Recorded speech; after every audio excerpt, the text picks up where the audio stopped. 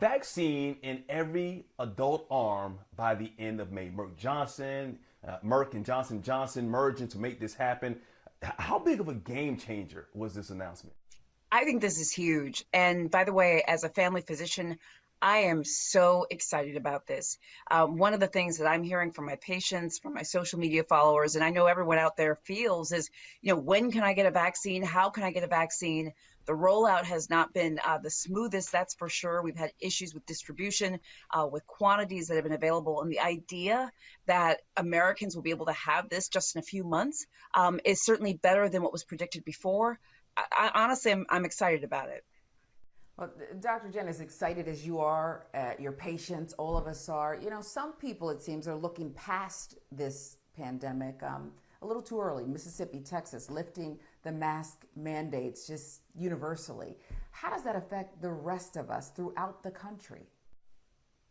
Well, I'll be very honest with you. I don't think it's a good idea. I think that it's potentially, short-sighted and premature. That's at least my worry. We just crossed the milestone of losing 500,000 Americans in this country from COVID-19. Even though cases in the last few weeks have been on the decline, hospitalizations, deaths, et cetera, we've recently, in the last few days, started to plateau. That is concerning. And not only that, we now have these variants, which we know are more transmissible, and we're still literally trying to figure out how these variants play into the vaccines that we have.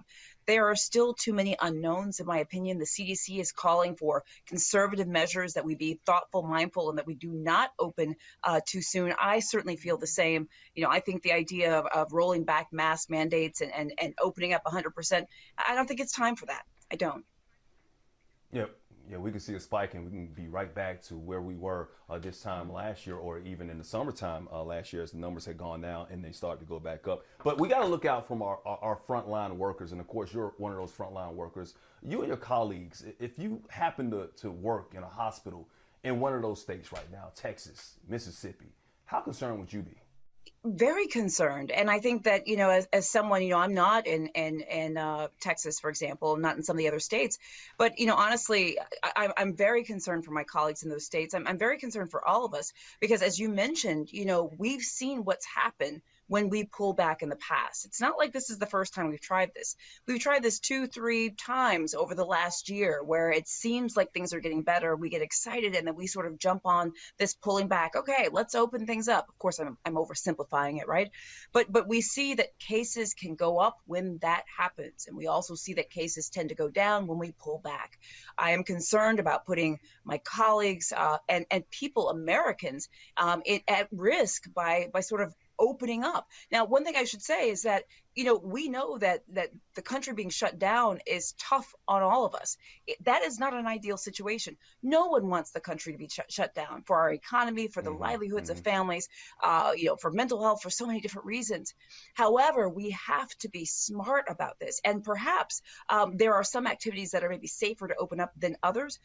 What I'm asking for is that we be mindful, thoughtful about this, that we follow the science, and that we do not do things prematurely, because as you mentioned, and as I feel, I'm concerned about us going back to where we've been before. And yes, certainly putting healthcare workers in those states back in jeopardy, and of course, patients as well.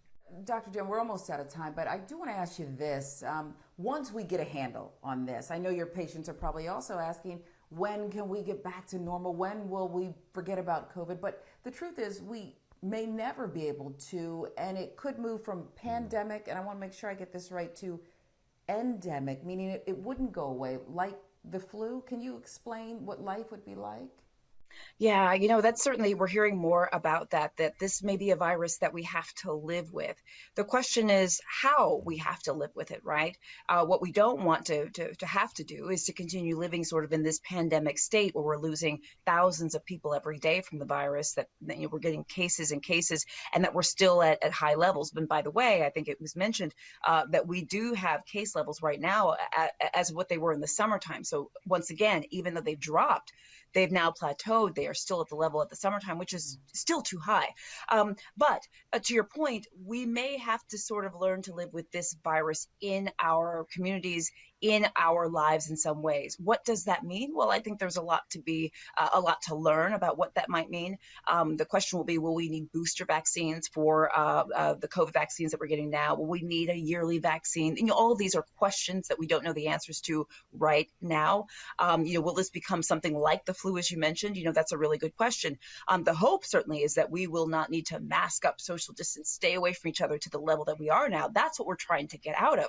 And that's why continuing social distancing at this point, wearing our masks, staying in our bubbles, washing hands, that's really important to get us out of this. But yes, we are certainly seeing a bit of a paradigm shift in our lifetimes, in our generation. Absolutely.